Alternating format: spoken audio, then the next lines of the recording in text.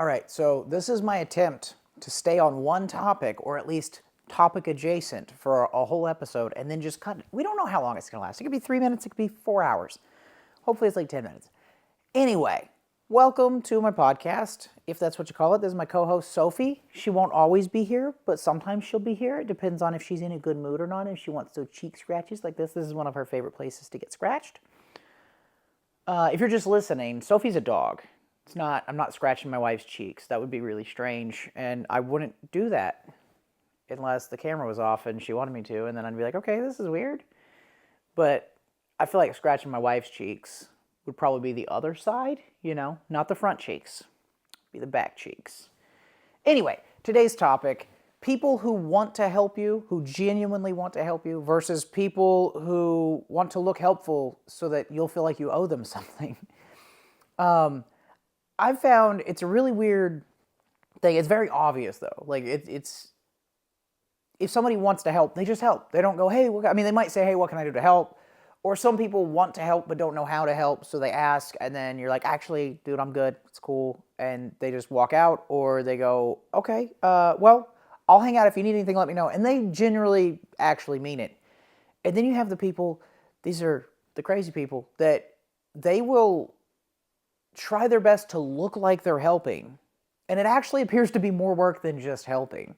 But an example would be like, we're putting the chairs up after a comedy show. So in case you don't know, I run a comedy show out of my tattoo shop. It's called Comedy Avenue. It's basically a pop-up club that we do almost every week, and we have folding chairs, and we have little slots to put them in behind a couch, and then we have a closet that we stuff them behind a locker, and it's kind of a pain in the butt. So I pay somebody to set them out because I'm lazy, and then when we put them up, usually there's a couple audience members that just volunteer to help, and it's really nice. I've never seen anybody from the audience volunteer to help and then just like get in the way completely on purpose, but they have on accident a few times. But generally, it's people like Chris and Sam would be a great example. They almost always sit in the same spot when they come to a show. They help put the chairs up. They're very helpful. I love it. I also don't expect it. Like, you paid to get in. We gave you the show. You can leave. It's fine. I don't care. But it is a really nice gesture. But then you have the other people. These are the people that they'll put a chair away, and they'll take 5 minutes putting a chair away and make it very, very clear that they're working hard to put a chair away. Or sometimes they'll even do two. And then they'll go, all right, guys, I guess that's really all I can handle right now, so I got to get out of here. And it's like, yeah, that's fine. See you later. Like, it's cool. Thanks for putting up two chairs, but they need acknowledgement. And we have several people that do things like that in and out. I think everybody has those. At the comedy club, at the tattoo shop, at open mics, whatever. The comedy contest, however, nobody that wasn't helpful volunteered to help. Everybody that wanted to help actually helped. It was great. We had judges that were super stoked to help judge. We had Matt Farrell helping with anything, and honestly, we didn't need that much help because my wife organized it so well. It really wasn't that big of a deal.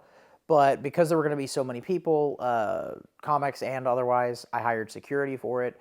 The security guys were both very like cool. Hey, what do anything else I can do? Because they're getting paid $100 to stand by a door for an hour and a half, and I think they like that. But it's just one of those things. I don't know. Maybe if you're seeing this somewhere, you can comment and tell me if you have more people in your life that help, like fake help, volunteer help, and don't actually do anything, or actually help. And also, if you've noticed, the people that actually help don't ask for anything in return. Like, at all. Ever. They might ask you to do something that they would ask you to do anyway, but it's not like transactional. They don't go, hey, remember that one time that I helped you get those boards from Lowe's and put them in your backyard? Well, I need a new roof, and it's going to cost $12,000. Can I have $12,000? I've had people do that with gifts. It's crazy. I had this guy that worked for me a long time ago, and I realized I can't accept gifts from him, but it's kind of hard. It's rude to not accept a gift. Like, you can't look at somebody and be like, no, I'm good. You kind of have to be like, oh, no, man, I couldn't. I would feel weird. You have to be truthful about it. I would feel weird accepting this gift from you, but then you can't tell them the whole truth or they think you're an asshole. You go, I'd rather not accept this gift. It would make me feel weird. And then you don't tell them the reason it would make me feel weird is because now I know that once you've given me this $40 item that you got on a buy one get one sale, you're going to ask me for something worth $1,000 in the next 3 months, and you're going to say, "Remember that one time?" Like this dude that worked for me, man, I forgot what it was, but it was like a pocket knife or something. It was really cheap. It was something small. You could probably buy it for like $10 or $20, and it was nice. I was happy he gave it to me, but he got one free. It was like buy one get one free. He got a free one. He came into work and goes, "Hey boss, got you something." I was like, "Thanks, dude. I appreciate it." Didn't think it was going to become a thing later. And then he goes, "Hey, remember that knife I gave you a couple weeks back? Could you give my wife $1,000 tattoo?" And I was like, "Yeah, no problem." And I did. I don't care. I would give his wife, he works for me. I give his wife a tattoo for free every now and then, no problem. But the fact that we had to make it an exchange was really annoying and weird. And I feel like these are the same types of people. Like everything is for some exchange. Where with most people I know, they're cool people. They just do stuff to help you, and maybe they hope you'll help them in return. I know sometimes that's the case with me. I'll go, "Hey, I'm going to do this, this, and this for you. I'm not going to ask you for anything, and I don't expect anything. But if the fact that I do all this stuff for you leads to you doing something for me, that'd be great." And if somebody asks, I'm like, "Yeah, definitely." Like I have friends that they know that I'm putting them on shows because I think they're funny. And also, I will jump on any opportunity they get to be put on a show. And in comedy, it's really funny. Like that tit for tat exchange, quid pro. How do you say it? Quid pro quo? Why don't we just say gift with expectation? Oh, because that's too many words, isn't it, Sophie? I'm sorry. Sophie said that's too many words. Here's what I'm thinking. The I'll do your show so I can get on your or I'll have you on my show so that you'll put me on your show thing. I think it's crazy. I also think it's a nice gesture. If I put you on a show and you're running a show 2 weeks later and you go, "Hey, you know what? Are you available 2 weeks after the date you're putting me on one?" That's really nice and generous. And you know who's great about that? Nick Campbell. You know who also doesn't do it automatically? Nick Campbell.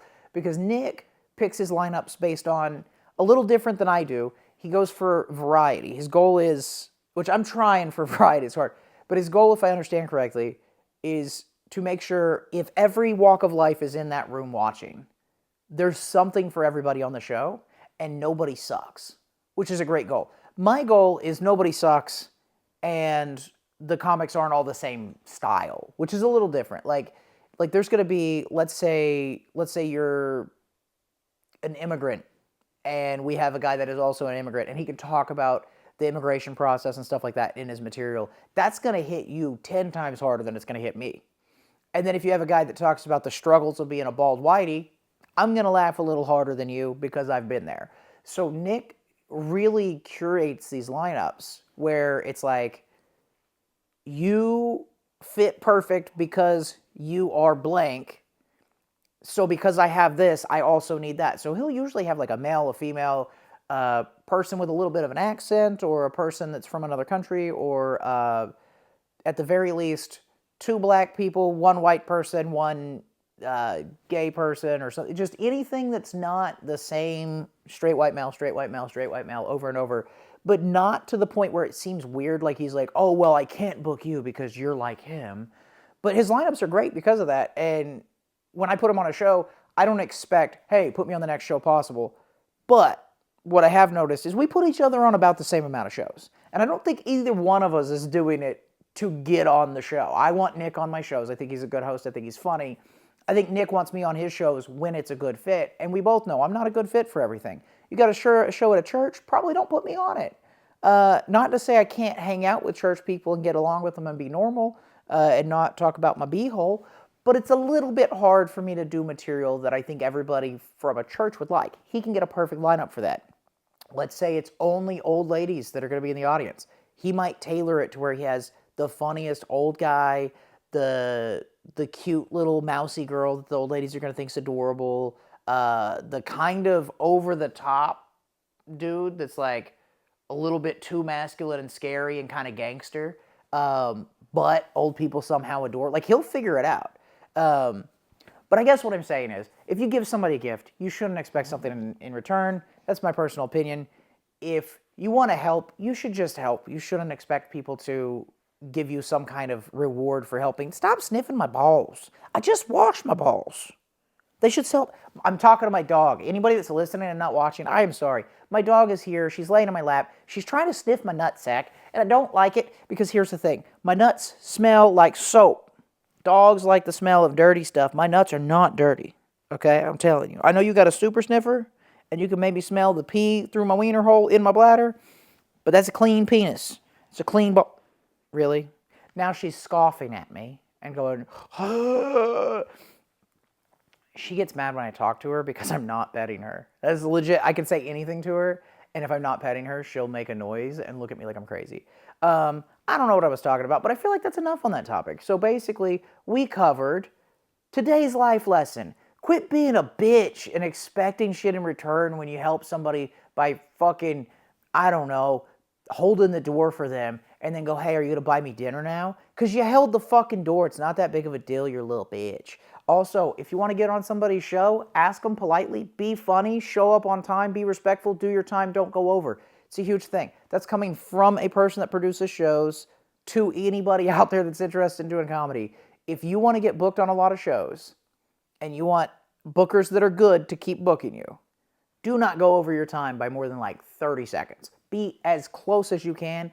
I would actually recommend going under your time by 1 second if you can. That is, we love that. I say we, I know I do. If you're right on time, that is so good. Don't show up late. Smell decent, because we're all going to be in a small green room together. You stink. We don't want you there. Lots of great stuff in there, you know. Don't pee on the audience. Yeah, that's not an issue. I don't think I have to worry about that. Anyway, this has been episode 1 of, I think it's called Off the Cuff with Andrew Patterson, or Andrew Off the Cuff. I don't even know what the name is yet. But thanks for listening. Thanks for watching. I hope that you're checking out a clip from this and you're going, man, that clip was great. And then you landed here, you watch the whole thing, and you watch the next one. I don't know how it's going to go, to be honest with you. But I'll see you next time.